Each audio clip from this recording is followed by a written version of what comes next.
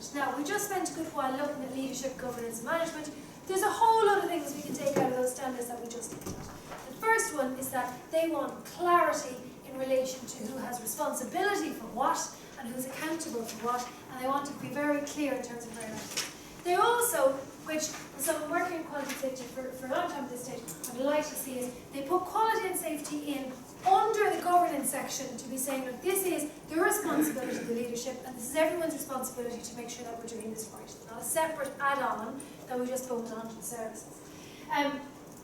They're looking at risk management as well, and they're also looking at any additional guidance that are out there. So, governance, as we talked about, how important it is in terms of the overall for it, and they really put that into area. So, what kind of things do they look for in relation to the leadership, governance and management standards? Well, we just saw a few examples of that.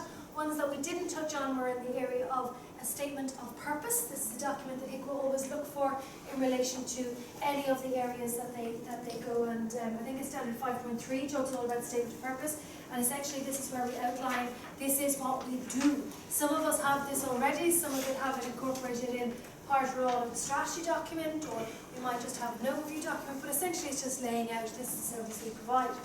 It talks about accountability to stakeholders, roles and responsibilities, and monitoring performance. And if we keep talking about that piece about monitoring and trying to learn from where we're going.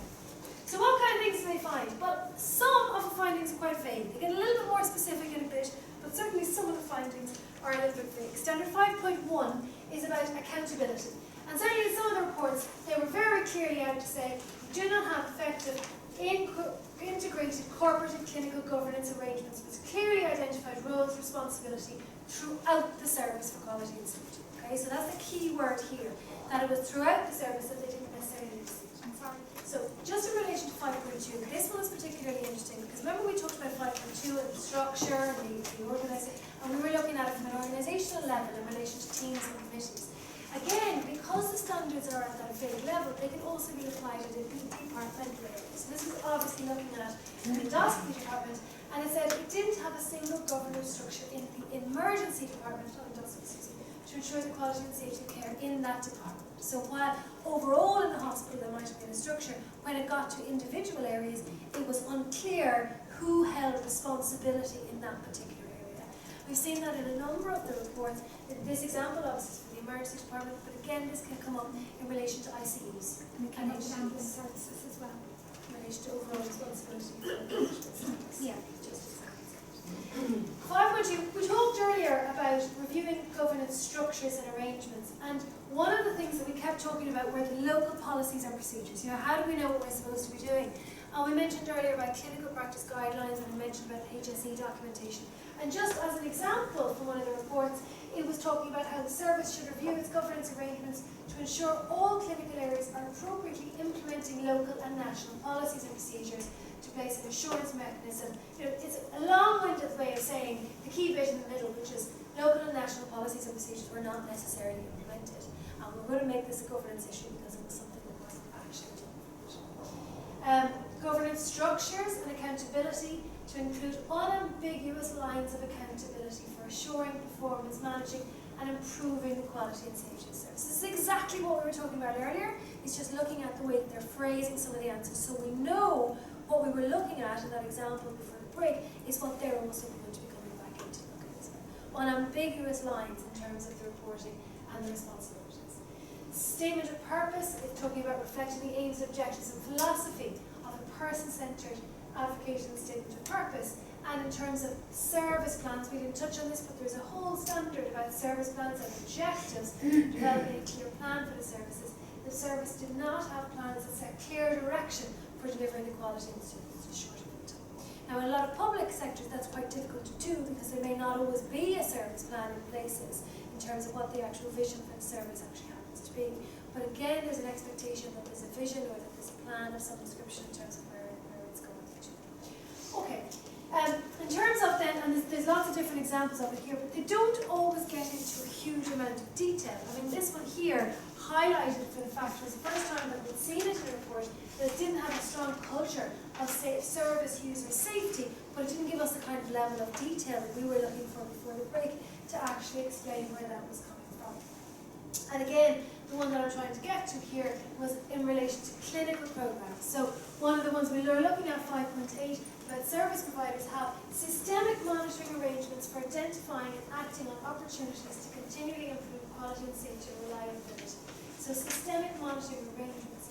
And again, in this case, they had specifically pulled out recommendations from the HSE National Clinical Programme and specific ones that hadn't actually been implemented in that particular case.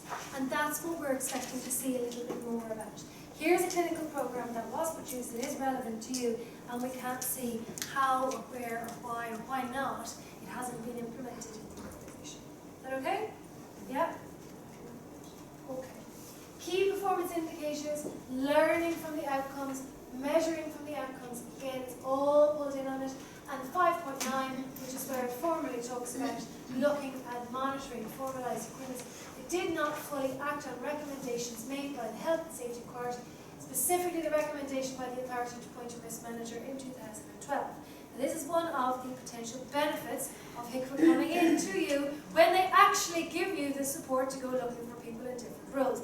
I can't say it happens very often, but to be honest, in a lot of cases they do end up acting as a driver for the gaps that you may have in the service. And if we can get to the stage whereby we're all pushing in the same direction, it's advantageous. In this particular area, there was a deficit in things that were actually happening because there just were not simply enough resources to be able to meet the needs that were there despite everything else doing it. Business cases had to be put in. The service was able to show what was happening, but HIQA was actually supporting the organisation by saying, look, you really need to actually move this one on and get this responsibility. Again, this one here in relation to the conduct and provision of healthcare services are compliant with relevant Irish and EU legislation.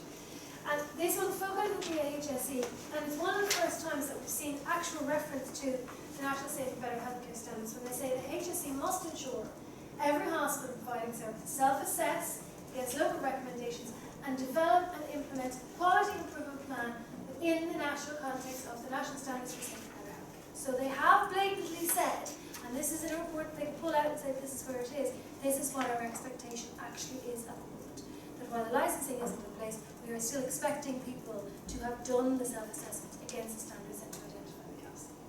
Now, in here they're not saying they have to be fully implemented, but they're saying that we need to have done a gap analysis, we need to understand where the requirements for it are, and we need to be putting a plan in place to actually do it. Okay?